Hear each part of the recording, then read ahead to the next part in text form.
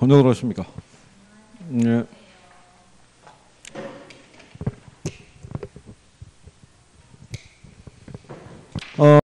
수업을 하시는데 앞에 총론에 언급되어 있을 때요. 거기 보면 뭐 부동산학의 성격 이렇게 나와 있는데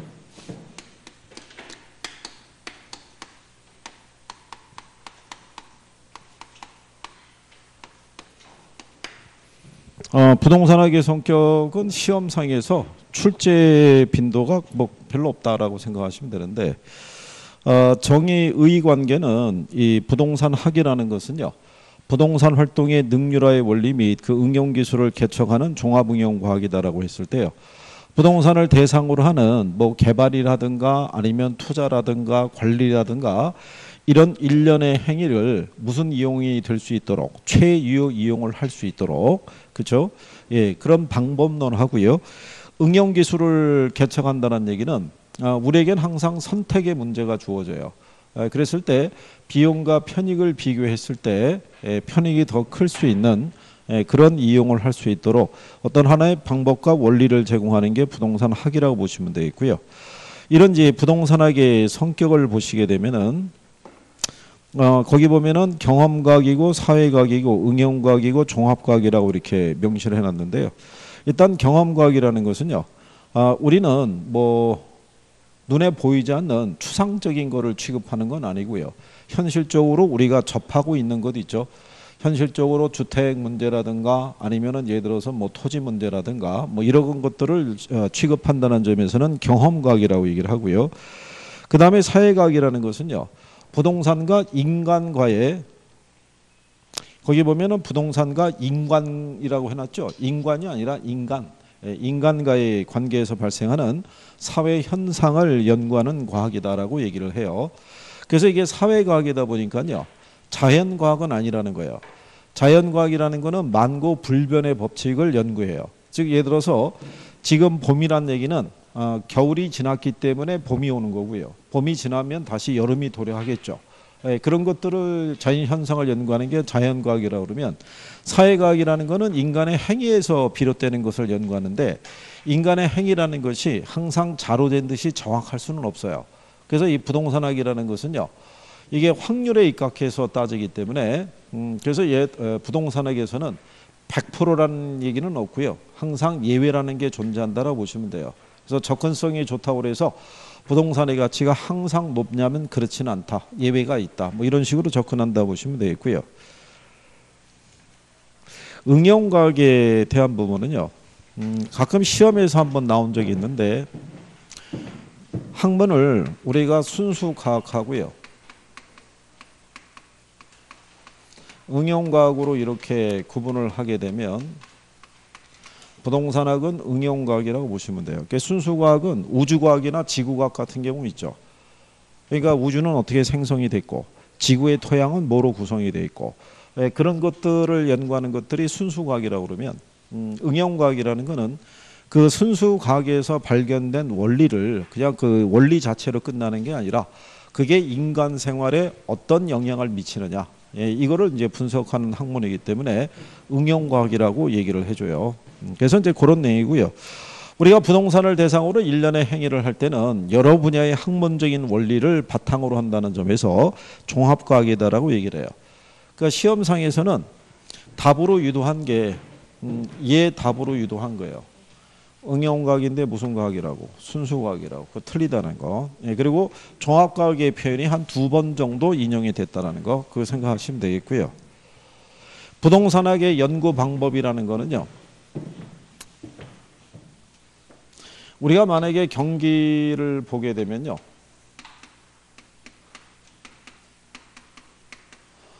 호황하고 불황이 있으면 사람들의 관심사는 어디에 집중이 많이 되겠어요?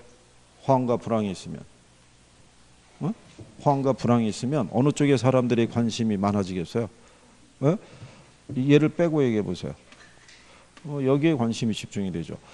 경기가 좋을 때는요. 사람들이 이 경기가 왜 이렇게 좋아지는 거야? 이 좋은 경기가 언제 나빠지는 거야? 이런 걸 가지고 분석하고 그러진 않아요.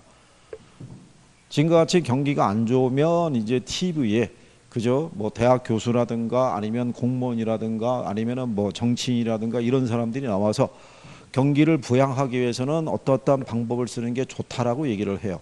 근데 그 방법을 제시했다고 해서 경기가 좋아지진 않아요. 근데 가만히 손 놓고 있을 수는 없잖아요. 그죠? 뭔가 경기를 개선시킬 수 있는 방법을 계속 제시해야겠죠. 그러니까 거기 접근 방법이라는 게 그런 논리예요. 부동산 활동을 보다 효율적으로 할 수 있는 방법론을 제시를 할 때 학자들이 끊임없이 제시를 했겠죠. 그래서 종류가 여러 가지가 있는 거예요. 근데 거기 보면 분산식, 중점식, 종합식 이렇게 해놨죠. 그거 세 가지는 우리나라 김영진 교수라는 양반이 제시하는 거예요. 근데 그 중에서 그냥 한 가지 알아두실 거는 종합식 접근 방법이라고 그래서요. 모든 부동산 활동과 현상을 분석할 때는 이 종합식 접근 방법의 사고에 입각해서 분석한다는 거예요. 그래서 법경기 세 가지 관점에서의 접근을 얘기하는 게 그게 종합식 접근 방법이다 이런 얘기고요. 근데 요즘은 의사결정 접근 방법에 조금 더 초점을 두고 있어요. 그러니까 의사결정 접근 방법의 논리는 뭐냐면요. 예전에는 법 제도적인 접근 방법이었어요. 인간의 행위를 개선하기 위해서는 법과 제도를 가지고 정부가 시장에 개입해서 어떤 행위 개선을 유도했다 그러면 지금은 일로 넘어가는 거죠. 의사결정으로. 그럼 왜 1위로 넘어가냐면요. 지금은 국경의 의미가 없어요. 외국 애들도 우리나라에 들어와서 투자할 수 있고 우리나라 사람도 외국에 나가서 투자할 수 있으니까 자국의 법과 제도를 가지고 통제한다는 것은 무의미해요. 그러면 시장에 들어오는 사람들은 다 합리적인 사고를 갖고 있는 사람들이니까 이 사람들이 올바른 의사결정을 내릴 수 있도록 제도적으로 뒷받침만 해주면 된다. 그게 의사결정 접근 방법의 논리라고 보시면 돼요. 그래서 뭐 그런 정도 간략하게 정리하시면 되겠고요. 그러면 자 시험 범위상에서는 이거 하는 거죠. 이제 부동산 개념이라고 있어요. 작년에도 출제를 했어요. 부동산 개념에 대해서. 이 저녁에 어떻게 내려왔네? 응? 근데 김총각은 왜 안 나오는 거야 또? 저녁에 내려왔어. 늦게라도요? 그래 여기 남자분들은 요즘 안 나오나 보죠? 단합대예요? 셋 다? 한 분은 저기 지난주에 못 나온다고 얘기하고 그러고 갔고요. 그 등산복 입고 오시는 분은. 그죠? 그래서 근데 또 여기 남자분 두 분이 지금 전부 다 여자분밖에 없네. 이따 김총각 오면은 혼자 청일점이네. 그리고 참 그 5, 6월 사이에 한번 테스트를 한번 해볼 거예요. 테스트를 해보는데 그 문항수는 한 20문항. 그래서 어디까지 정리가 되신지 그거를 확인을 한번 해볼 생각이에요. 그죠? 언제 볼 거냐고는 묻지는 말아주세요. 그죠? 가뜩이나 인원수도 적은데 다음 주에 본다 그러면 다음 주에 반은 안 나올 거 아니에요. 또 그렇지 않겠어요? 그러니까 갑자기 다 모였을 때 여기 남자분들이 필히 참석했을 때 그때 한번 그러면 이제 예전에 다음 주에 본다고 알려줬더니 반이 안 나올 거 아니에요. 그리고 나머지 반이 누구냐면 그동안에 안 나왔다가 그날 이제 한번 마음 먹고 딱 한번 등장했는데 갑자기 시험을 보니까 이 사람들이 뭐 쓰러지는 거죠. 그래서 그런 부작용이 있는 거를 제가 여러 번 봤기 때문에 그래서 어느 날 이렇게 모였을 때 그때 한번 테스트를 해보는 걸로. 대신에 답안지는 내고 가셔야 돼요. 답지는 이름은 안 써도 돼요. 이름 쓰라고 그러면 연말이 돼도 안 거쳐요. 그래서 이름은 안 써도 되고 단 본인임을 알 수 있는 거는 표시해 주는 게 좋아요. 본인임을. 그러니까 예를 들어서 차량 넘버 아니면 내가 좋아하는 숫자. 단 주의사항은 바깥 양반 이름은 적으면 안 돼요. 그 양반이 뭔 죄가 있다고 여기 와서 아니 이거 10점 맞은 사람이 누구지? 아무개 씨가 누구예요? 물어보면 못 찾는 거예요. 옛날에 실제로 그런 상황이 있었어요. 학원에서 모의고사를 보는데 경품을 줬어요. 1등부터 3등까지. 근데 3등을 한 사람의 이름이 학원 수강생에는 없는 거예요. 그러니까 학원 관계자가 당황한 거 아니에요. 누구지 이 사람이? 그게 수소문해서 나중에 공표를 한 거예요. 3등을 했는데 상품을 줘야겠는데 누군지를 모르겠다. 아무개 씨가 누군지. 혹시 알고 계신 분이 있으면 사무실에 연락을 달라고 그랬더니 한 분이 조용히 찾아와서 얘기하는 거죠. 실상 우리 남편 이름인데 점수가 안 나오면 창피할까 봐 남편 이름을 썼다 이거죠. 본인이 됐으니까 등장한 거지. 그래서 그때 후유증으로 인해서 그다음부터는 이름은 안 써도 되는데 본인임을 알 수 있는 것만 쓰면 돼요. 네. 그래서 자 이제 3페이지에 가면 부동산 개념이라고 있어요. 여기는 별표 하나 하는 거예요. 자 우리 교재는 법 제도적인 개념이라고 먼저 나와 있죠. 그죠? 그리고 한 페이지 넘기시면 5페이지 가면 경제적 개념하고 물리적 개념이라고 나와 있죠. 네? 5페이지에. 네, 찾으셨어요? 그럼 여기는 우리가 세분하는 거예요. 이걸 기술적 또는 물리적 개념이라고 얘기했을 때 이거 몇 가지 있다고 그랬어요? 이거 이거 몇 가지? 일단 말이죠. 학계론 선생이 몇 가지냐고 물어보면 잘 모르겠으면 일단 네 가지를 불러보는 거예요. 네 가지. 네 가지 부르면 한 90%는 맞아요. 근데 선생이 버팅기고 있으면 하나 더 붙여서 5가지 그러면 한 95%는 맞아요. 이거 네 가지예요. 네 가지.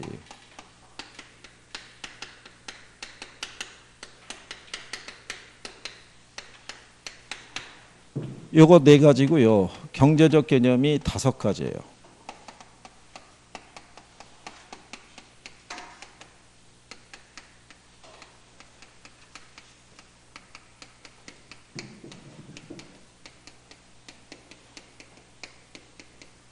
자, 여기는 제목만 물어봐요.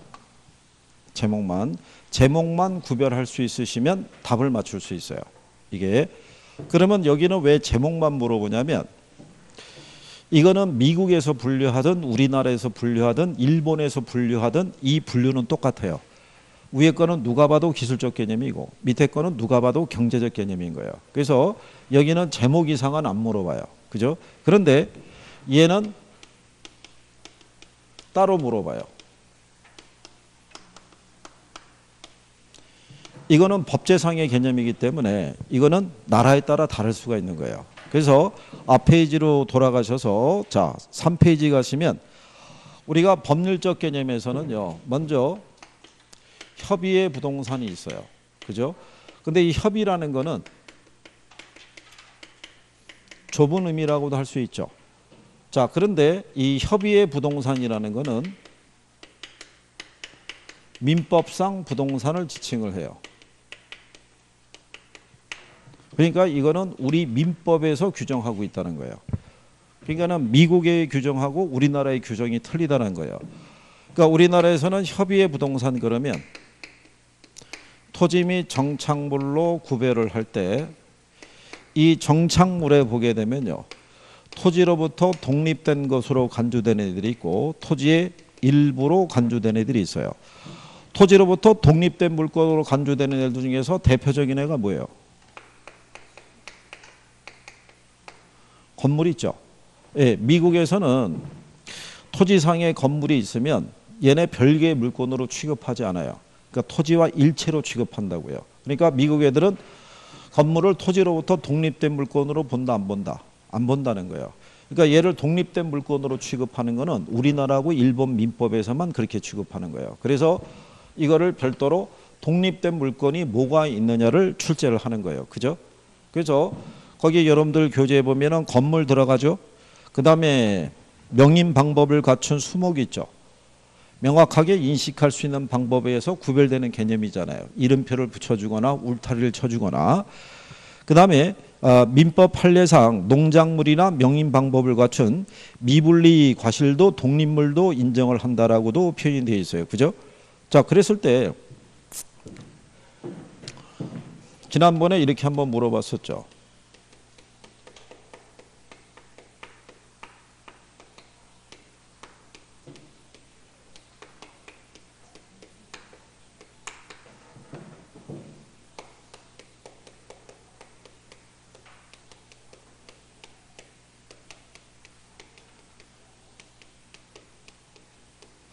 매년 경작 노력을 요하지 않는 다년생 식물이나 자연식생이 있죠.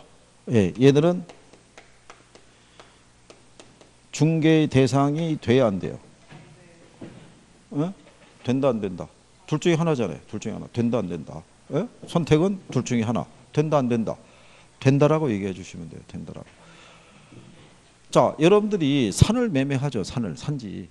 산지 매매하면 산에서 자생하고 있는 나무라든가 그 식물들이 있죠. 걔들 같이 거래돼야 안 돼요?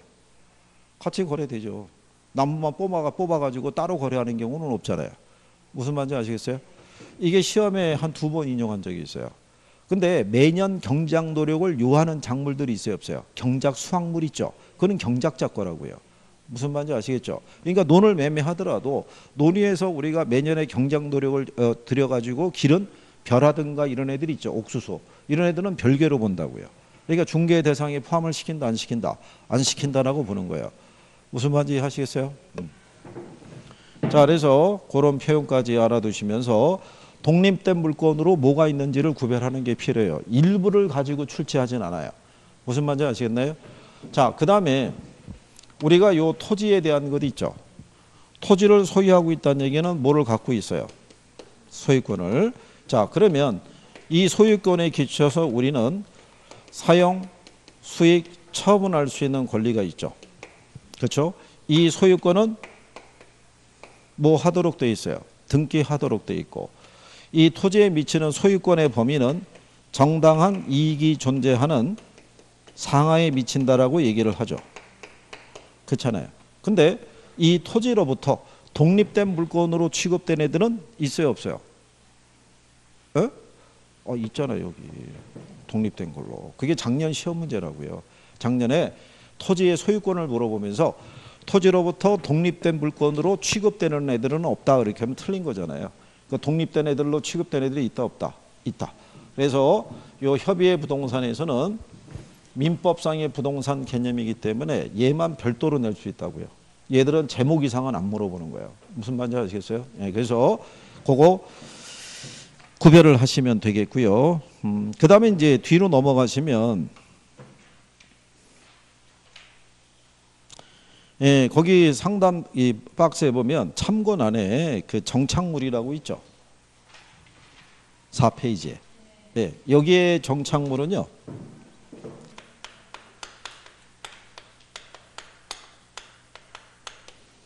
이거는 영문상에서 픽스처라고 그래요. 그러니까 얘는 설비 얘기하는 거예요. 이거는 우리 민법에 의해서 규정한 게 아니라 이거는 영미법에 의해서 규정을 한 거예요. 그죠? 자, 우리나라는 건물을 독립된 물건으로 봐야 안 봐요? 보잖아요. 근데 미국 애들은 얘를 독립된 물건으로 안 본다고요. 그러니까 부동산 매매하면 토지하고 건물이 일체로 취급이 돼요. 근데 이 건물에 부착되어 있는 각종 설비 있죠. 예. 이게 중개의 대상이 되는지 여부는 중개업자가 알아야 된다는 거예요. 그렇죠? 그래서 가장 간단한 예로 여러분 집에 설치되어 있는 에어컨이 있죠. 이사 갈 때 두고 가요, 뛰어가요? 뛰어간다는 얘기는 걔는 동산으로 봐요, 부동산으로 봐요? 그건 동산으로 보는 거예요. 그러니까 중개의 대상이 포함이 되는지 안 되는지를 누가 알고 있어야 된다? 중개업자가 알고 있어야 된다 이거예요. 중개업자가. 그래서 이거는 영미법상에서의 구별이에요. 그러니까 여러분 시험상에서는 지금까지 딱 2번 나왔어요. 29회까지 오는 동안에. 그러니까 자주 나오는 애는 아니에요. 근데 선생들이 모의고사를 내면 인용을 해준다고 해요. 가끔 한 번씩. 그러니까 구별 정도만 하시면 돼요. 그래서 원래 이 정착물이라는 것은요, 이게 분리된 동산이에요.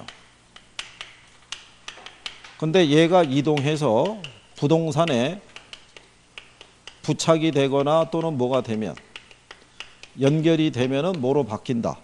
정착물로, 부동산으로 바뀌는 거예요. 그죠?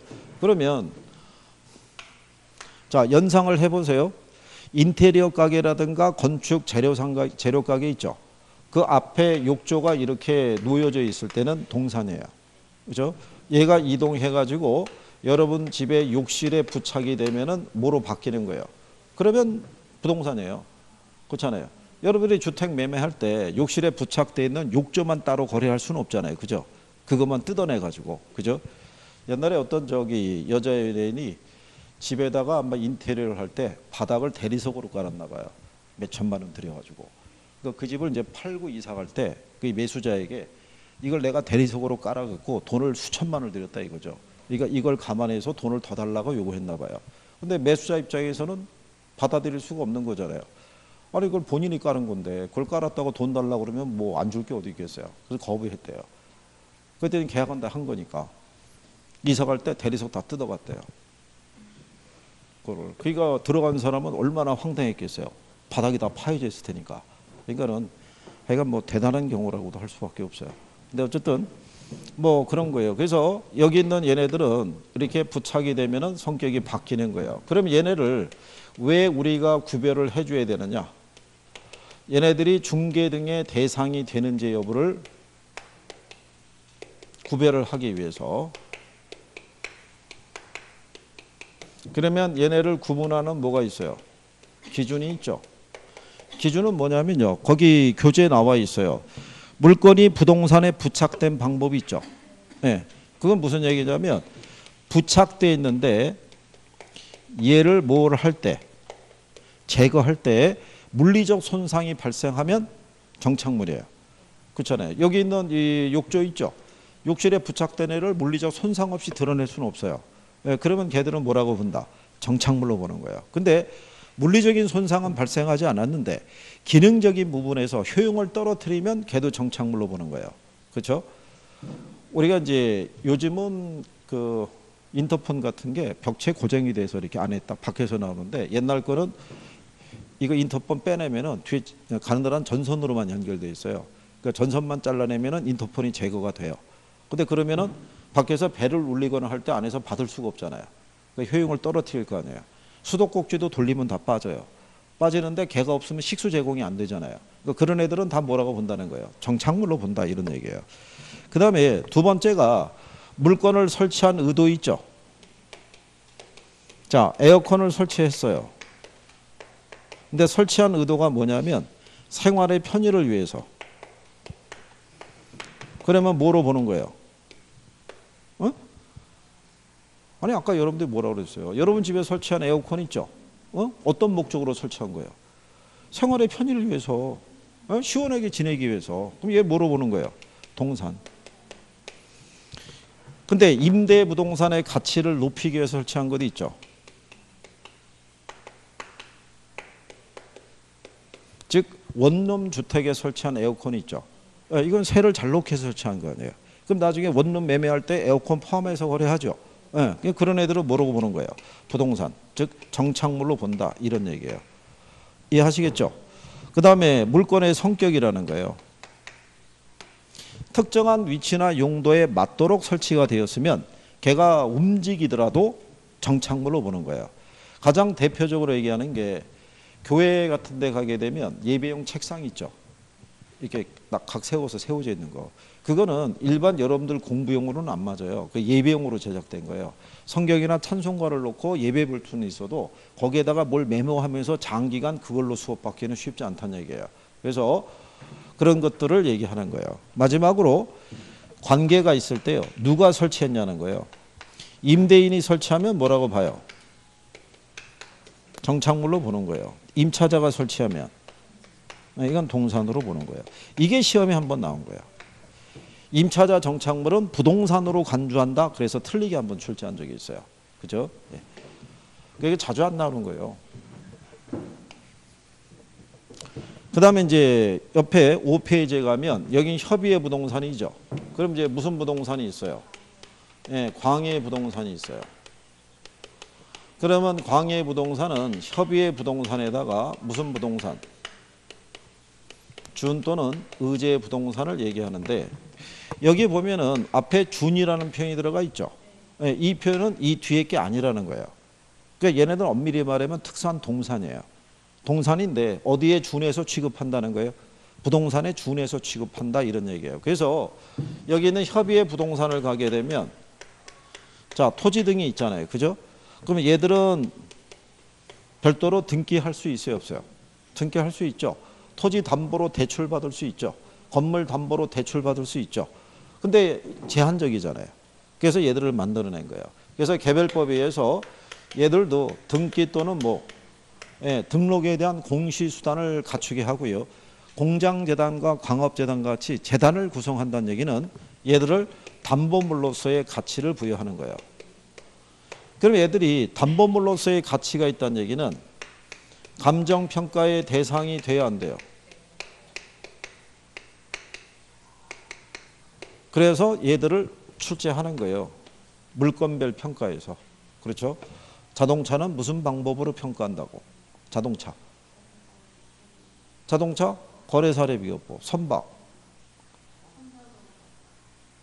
선박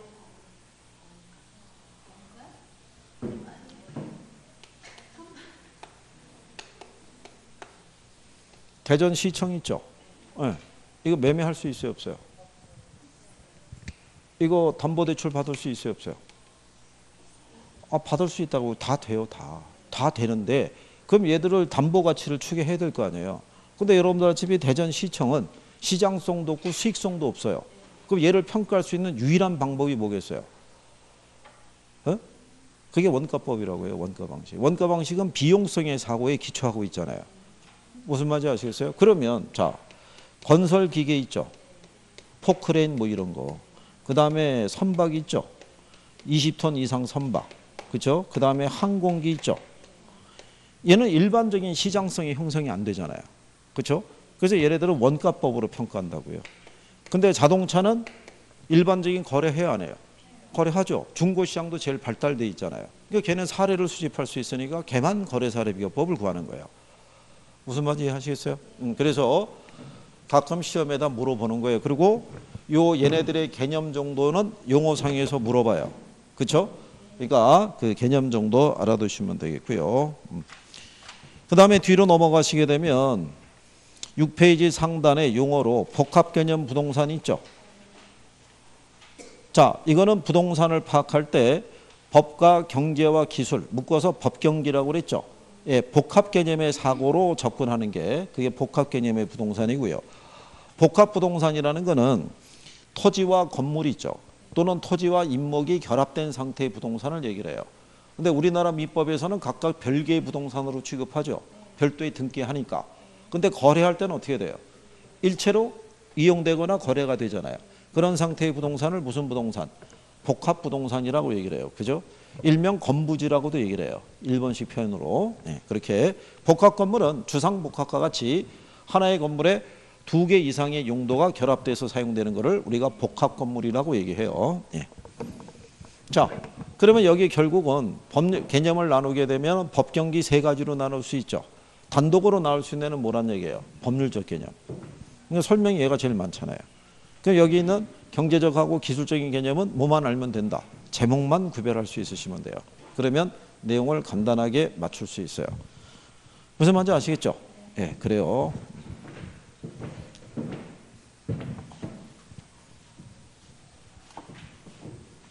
오늘이 며칠 남았는지를 아시나요? 네? 오늘이 171일 남았어요. 오늘이 내일이 되면 170일 남는 거예요. 내일이 되면. 그러면 이제 여러분들하고 저하고 한 주씩 이제 쑥 왔다 갔다 하죠. 그러면 이제 마이너스 70 계속 이제 빠지는 거예요, 이거.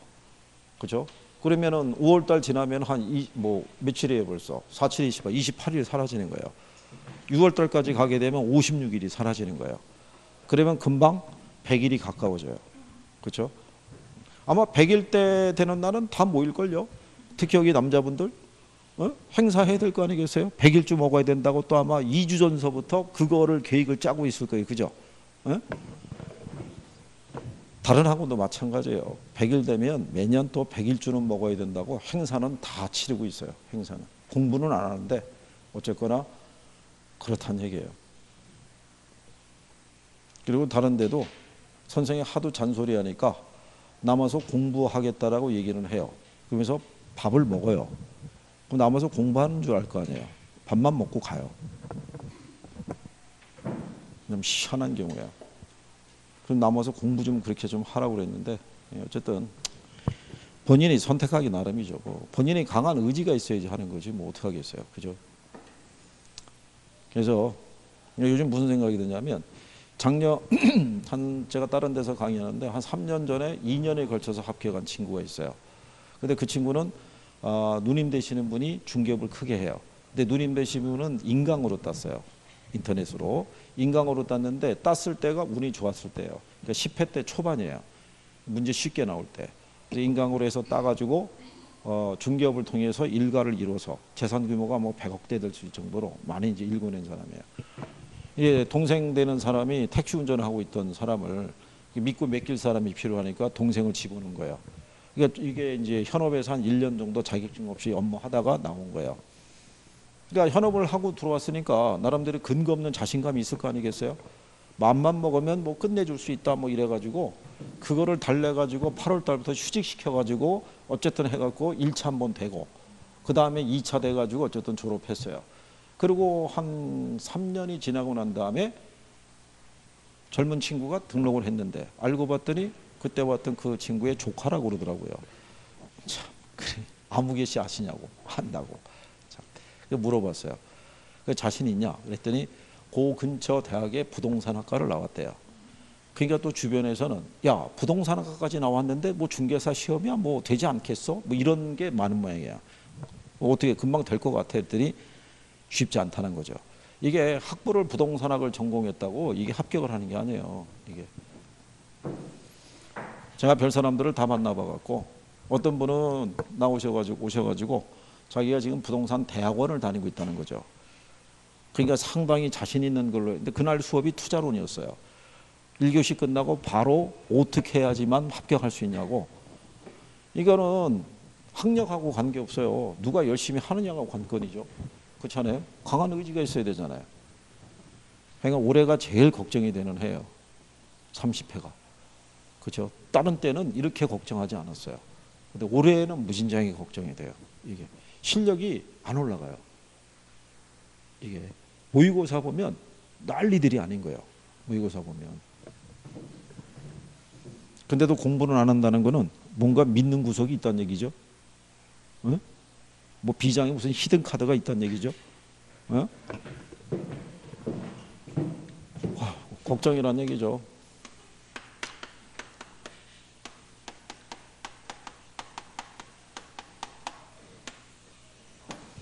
자, 부동산 분류가 있어요. 부동산 분류를 가게 되면 토지의 분류가 있어요. 그죠? 우리 교재에 보면은 법률에서 분류한 것 해가지고요.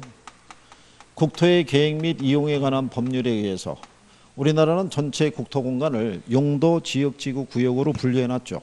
그렇죠? 그 다음에 공간 정보의 구축 및 관리 등에 관한 법률이 있죠.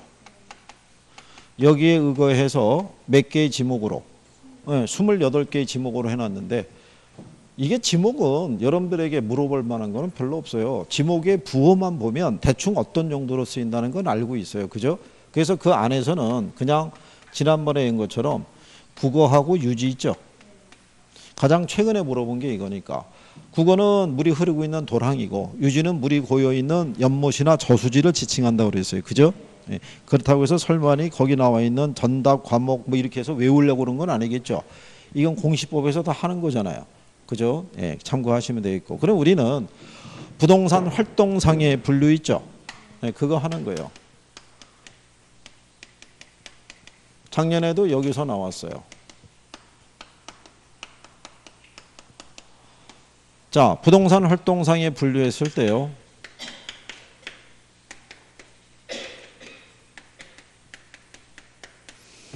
작년 시험에 여러분들에게 물어봤던 게 택지예요.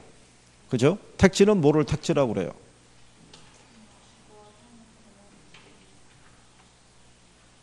자, 여기서 이제 가늠을 해보세요. 선생님이 물어봤는데 이거를 일목요연하게 딱 말로 설명이 되면 얘가 정리가 된 거고요.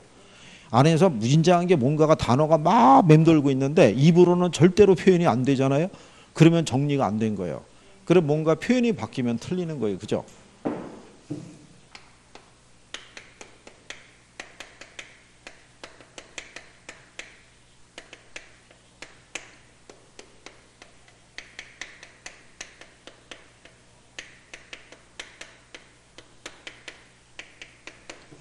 이거를 택지으로 보면 어떤 학원에서는 집을 지을 수 있는 땅이라고 얘기하거든요. 그거는 대지도 똑같은 거예요. 저게 터대자니까. 예? 집을 지을 수 있는 거는 대지도 집을 지을 수 있고 택지도 집을 지을 수 있는 거예요. 무슨 말인지 아시겠나요? 그렇게는 안 나온다고요. 아니 뭐 여러분 시험 지문에 무슨 집 지을 수 있는 땅이라는 표현이 왜 나오겠어요? 그렇죠? 그러니까 얘는 주거나 상업이나 공업용으로 이용 중이거나 이용 가능한 토지를 뭐라고 그래요? 그걸 택지라고 얘기를 해요. 택지. 일명 도시용 토지라고 얘기를 해요. 도시용 토지. 그럼 여기 있는 부지 있죠. 부지는 뭐를 부지라고 그래요? 응?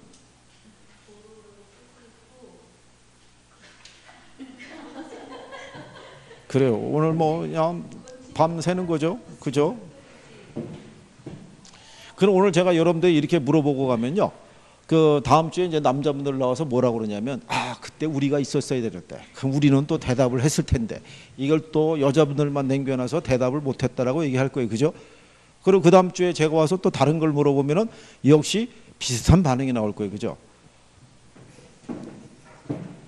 다음 주에 시험 볼 수도 있다고 그 양반들에게는 얘기하지 말아주세요. 그죠? 예, 그래야지 또 등장하죠. 뭐 아무것도 없었던 일처럼 등장을 했을 때 문이 열리고 시험지 배포되고 시험 보고 예, 답지내고 그러고 가면 전혀 안 그래요. 이게 외견으로 보이는 거 하고 그죠? 예. 누가 봐도 열심히 하는 것 같아요. 누가 봐도 표정도 좋아요. 그죠? 모든 걸 이해하고 있는 표정으로 고개를 아래 위로 끄덕거리고 있어요. 그죠? 그거는 그냥 외견상에 보이는 것 뿐이에요. 막상 시험 보면은 연락이 끊겨요. 연락이. 뭐 작년이라고 안 그랬을 것 같아요. 작년에도 저녁반에 보면은 누가 봐도 합격을 하겠다. 그죠? 모의고사 보면 성적도 나오고 쟤는 될 거야. 그죠? 시험 끝나면 연락이 끊기잖아요. 연락이 끊긴다는 얘기는 뭐예요? 안 됐다는 얘기잖아요. 그렇잖아요. 이게 보이는 거하고 틀린 게 이게 다 틀린 거예요. 그 친구가 예를 들어서 개론은 잘할지는 몰라도 민법이 절대적으로 취약한 거예요. 민법이 과락나면 방법이 없죠.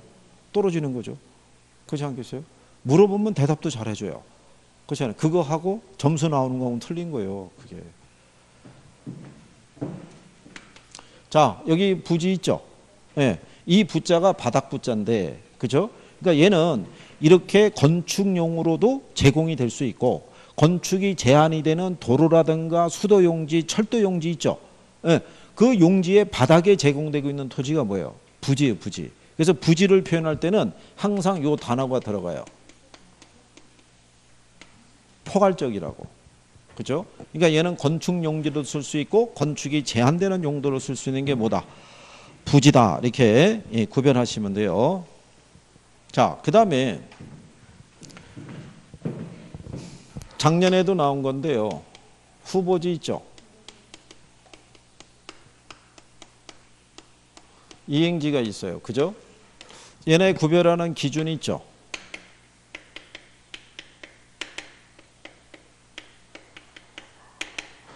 자, 후보지를 우리가 구별할 때는요. 얘는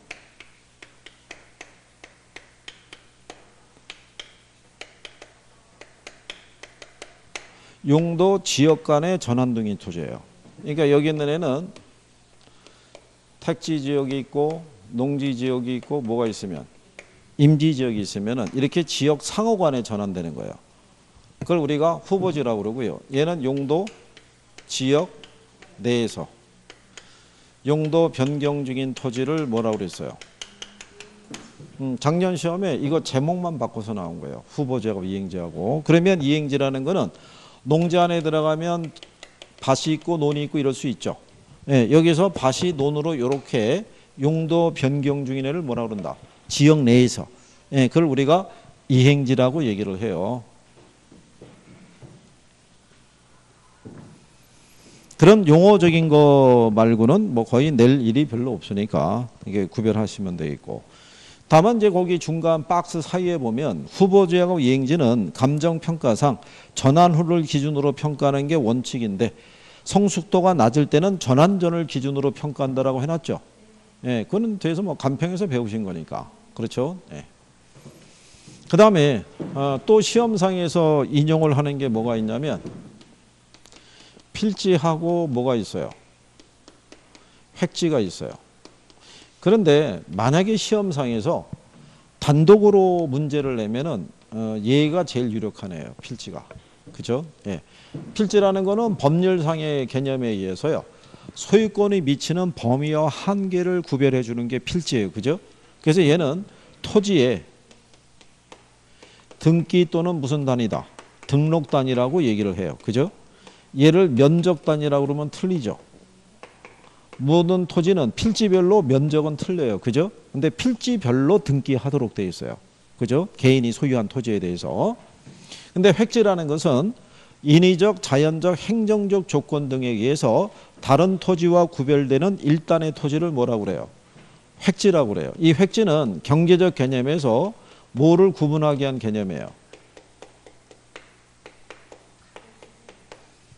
이걸 구별하게 한 개념이에요. 예를 들어서 서울에 한강변에 이렇게 쭉 늘어서 있는 아파트들 있죠. 걔들은 다른 지역의 아파트에 비해서 시세가 비싸죠. 행정상의 구역은 틀리잖아요. 한강을 따라서 늘어서 있으니까. 이게 늘어서 있게 되면은 가령 예를 들어서 뭐 용산구서부터 용산구부터 있으면은 뭐 그다음에 뭐 강남구까지 해갖고 군 행정 단위는 계속 달라질 수 있어요, 없어요? 달라질 수 있는데 한강변에 늘어서 있는 아파트들은 한강을 바라볼 수 있는 조망권이 확보가 돼 있잖아요. 그걸 공유하고 있기 때문에 가격이 어떻게 돼요? 비싼 거예요.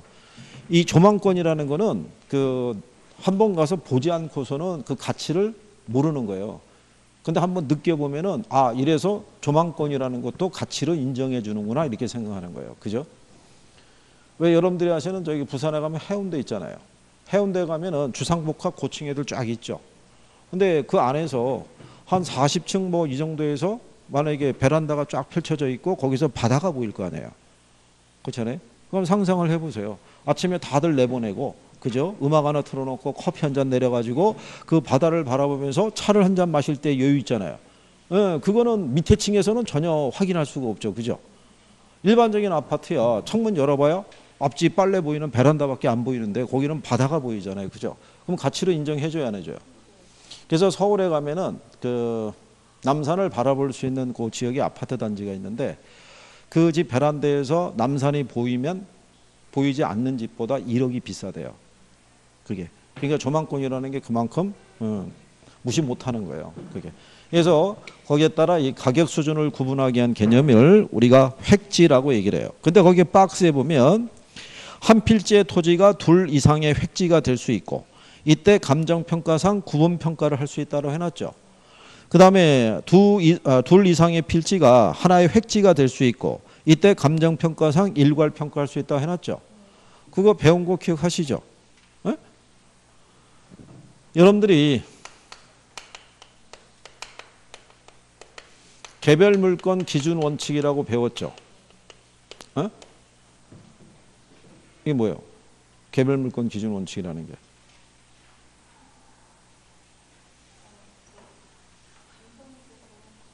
네. 아, 근데 왜 이거를 갖다가 딴 때 같으면은 이거 그냥 넘겼는데 이거 왜 여기서 하냐면요. 지금이 5, 6월 과정이죠. 예, 5, 6월이 지나면 이론으로 하는 수업이 없어요. 무슨 말인지 아시겠나요? 7월 달부터는 문제로 넘어간다고요. 그리고 지금까지는 여러분들이 단락별로 배웠잖아요. 단원별로 용어를. 근데 시험장에 가면 이거 한꺼번에 본다고요. 그러니까는 앞뒤가 연결이 돼야지만 어디서 나오든지 간에 문제를 맞출 수 있을 거 아니에요. 그죠? 그러니까 여러분들이 우리 맹점이 뭐냐면 이 페이지 지나가면 잊어먹는 거예요. 그렇잖아요. 그렇잖아요. 그 지극히 정상적인 거예요. 그죠? 사람이 어떻게 모든 걸 기억할 수 있어요. 근데 그것도 한도가 있지. 그죠? 계속 그렇게 버틴 게 수는 없잖아요. 그죠? 벌써 5월인데 에? 밖에 저 소음이 점점 더 심해진다고요. 그죠? 지금은 음악을 안 틀어서 그나마 난 거예요. 그죠? 조금 있으면 음악도 나와요. 그죠? 그러면 사람들이 공부에 집중하지 않고 저 리듬에 몸을 맡기는 거예요. 그러면서 이게 수업에 집중을 안 하면 되겠냐고요. 이거 열심히 해야 된다니까요. 지금 여기는 다음 내년도에 이 학원에서 수강생을 모집하려고 그러면 여기는 무조건 합격률로 승부해야 돼요. 여기 인원수 갖고는 절대로 홍보할 수가 없는 거예요. 그죠? 생각해 보세요. 6명 합격했다? 어디 가서 얘기를 하겠어요. 그죠? 근데 6명 중에서 5명이 합격했다? 97% 되잖아요. 그죠? 대단한 합격률이잖아요. 그러니까 여기서 대다수 합격을 해야 된다고요. 그래야지 합격률로 승부를 할 수 있죠. 여기서 만약에 한두 분 합격했다 그러면 합격률로도 얘기를 못 할 거 아니에요. 그죠? 어떻게 광고할 거예요, 여기? 참, 큰일 났다는 거죠, 이거. 개별물건 기준 원칙은 감정평가할 때 원칙은 개별평가가 원칙이에요. 그죠? 왜냐하면 모든 토지는 위치가 다 틀리잖아요. 그러니까 개별평가가 원칙인데 예외가 있다고요. 예외가. 원래 여기 이렇게 4개의 필지가 있어요. 그죠? 그러면 따로따로 평가해야겠죠. 근데 4개가 하나의 공장 부지로 제공이 되고 있으면 그냥 무슨 평가하는 거예요? 일괄 평가하는 거예요. 그러니까 어떻게 되는 거예요? 여러 개의 필지가 모여서 하나의 획지를 이룰 때 있죠. 그럴 때는 무슨 평가한다? 일괄 평가하는 거예요. 그래서 지난번에 간평할 때 일괄 평가의 원리를 설명했잖아요. 과일 가게 가서 사과를 낱개로 구입을 하게 되면 크기와 모양에 따라 가격이 다 틀려요. 근데 걔들을 박스 단위로 구매하죠. 그럼 그냥 박스당 얼마로 쳐버린다고요. 안에 있는 애들의 개개의 크기 같은 차이는 무시한다는 얘기예요. 무슨 말인지 아시겠죠? 그런 평가가 무슨 평가? 일괄 평가예요. 근데 여기 이렇게 도로가 지나고 있을 때 도로 전면은 상가가 들어가 있고요. 뒷면은 주택으로 쓰고 있죠. 그러면 하나의 필지에 2개 이상의 뭐가 획지가 있잖아요. 이럴 때는 무슨 평가할 수 있다는 거예요? 구분 평가할 수 있다 이런 거예요. 그죠? 자, 잘 해주실 거라고 생각하고 그 다음에 그 밑에 가면 낮이 나와 있죠. 낮이하고 그 다음에 뭐가 있어요? 건부지가 있어요. 낮이는 우리가 뭐를 낮이라고 얘기하냐면요.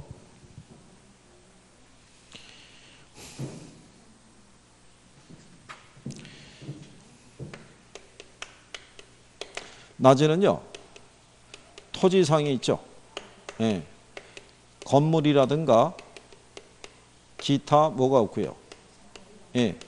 정착물이 없고 사법상에 제약이 없는 토지 있죠. 그걸 뭐라고 그런다? 낮이라고 얘기를 해요. 우리나라 토지보상평가지침상에서 낮이를 이렇게 표현해요. 거기 일본에 분류해서 갱지, 저지 뭐 이렇게 나와 있죠. 지난번에 설명해 드렸지만 그냥 참고사항이에요. 여러분 시험에 갱지, 저지를 구별한다 안 한다? 안 하는 거예요. 마지막 줄에 나와 있죠. 우리나라에서의 공법상 낮이라면 일본에서 갱지하고 같은 의미로 사용한다고 그랬죠. 예? 예, 그러니까 참고하시면 되고 건부지라는 건 지상에 건축물이 들어가 있는 경우죠. 그렇죠? 근데 우리가 시장성을 기준으로 하게 되면 건부지가 있고요. 얘는 이제 지상에 건축물이 들어가 있죠. 근데 일반적으로 보면은 낮이가 건부지에 비해서는 시장성이 좋다고 얘기하죠. 왜 시장성이 좋다고 그래요? 얘가 얘보다 시장성이 좋은 이유는 이걸 기대할 수 있는 거죠. 뭐를? 최이호 이용. 그렇죠? 기억하시죠? 최이호 이용이라는 게 어떤 이용 얘기예요?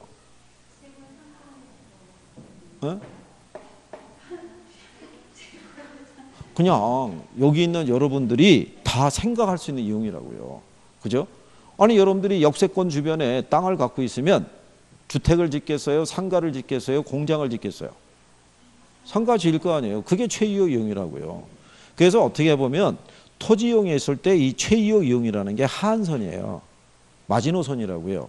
그래서 여기에 미달하면 감가를 주는 거예요. 무슨 말인지 아시겠어요? 네. 그래서 얘를 기대할 수 있다는 거예요. 그래서 우리가 표준지 공시가를 평가할 때 있죠. 예, 토지상에 건물이 있어도 우리는 낮이로 보고 평가하도록 되어 있는 거예요.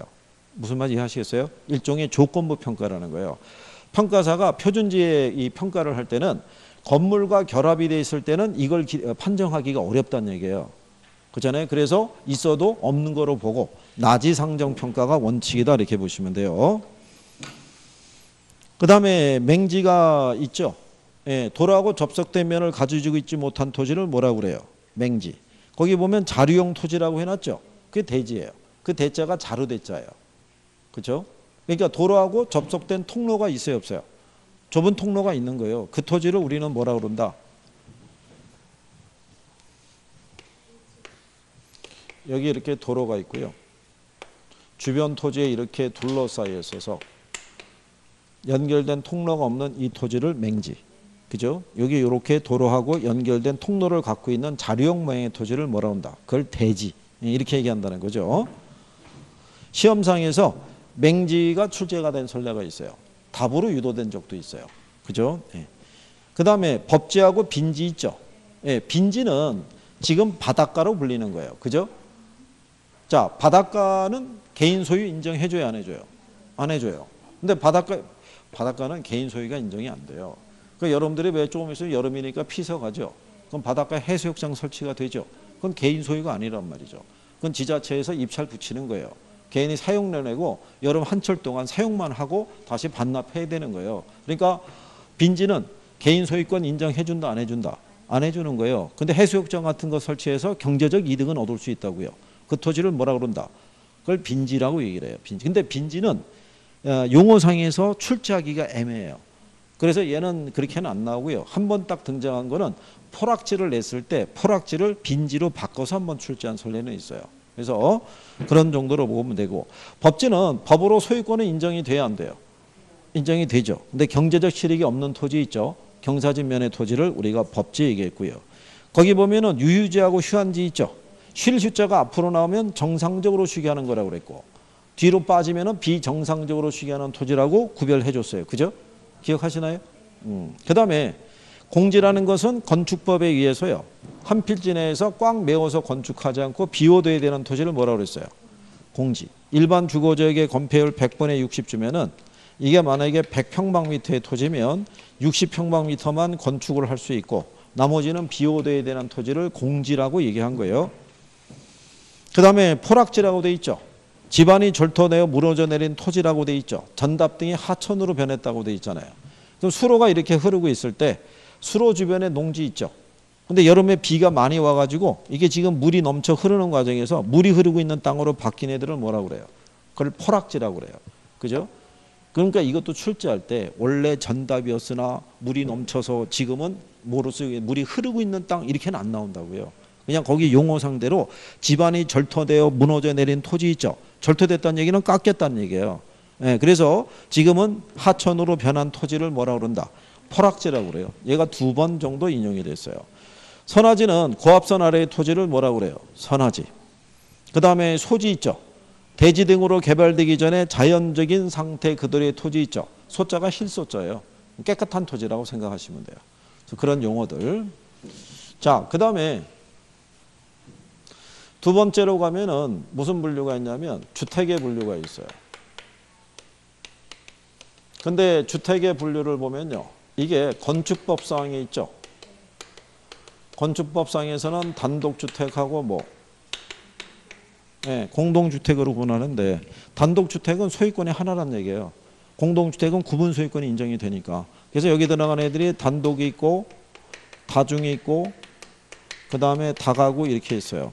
그러니까 다중이라는 거는 고시원 생각하면 된다고 그랬고요. 다가구는 원룸 생각하면 된다고 그랬고, 근데 여긴 공동주택에 가면요, 뭐 있어요?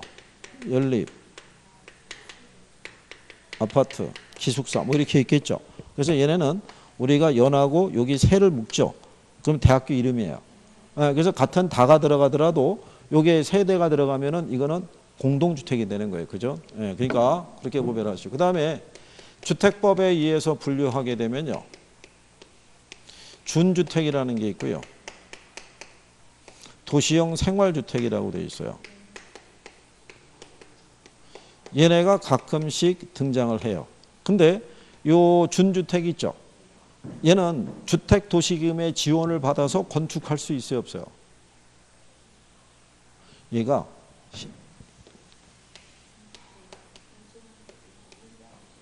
(85평방미터) 이하예요. 규모가. 준주택의 규모가. 그럼 무슨 주택이에요? 국민주택 규모 이하라고요. 그러니까 주택도시금에 지원을 해줄 수 있는 거는 국민주택 규모의 주택에는 그 기금을 지원해 줄 수 있어요. 그 기금의 지원을 받아서 얘를 건축할 수 있다고요.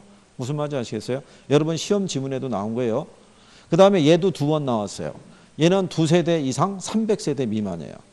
근데 350세대라고 그래서 한번 틀리게 나온 적이 있고요. 얘도 공동주택이에요. 근데 얘는 분양가 상한제를 적용을 받는다 안 받는다? 안 받아요. 이걸 답으로 한번 줬어요. 그래서 준주택하고 도시형 생활주택에 대한 것까지 용어상에서 인식은 해줘야 돼요. 그죠? 여러분들이 모의고사를 보든 뭘 보든 틀리면 맨날 투덜대는 게 선생님이 그것도 안 가르쳐줬다고 얘기할 거 아니에요. 그러니까 증거를 남겨놓는 거예요. 그렇죠? 자, 그럼 우리 여러분들이 지금 개념 배웠고 지금 분류 배웠죠? 그죠? 예, 우리 테스트 할 때 1번 문제가 개념이고요. 2번 문제가 분류예요. 무슨 말인지 아시겠나요? 예? 그리고 이제 9페이지에 보면은 부동산 특성이라고 있죠? 얘를 3번 문제로 낼 거예요. 얘를 그렇게 생각하시고 잠깐 쉬었다가 부동산 특성부터 하시죠.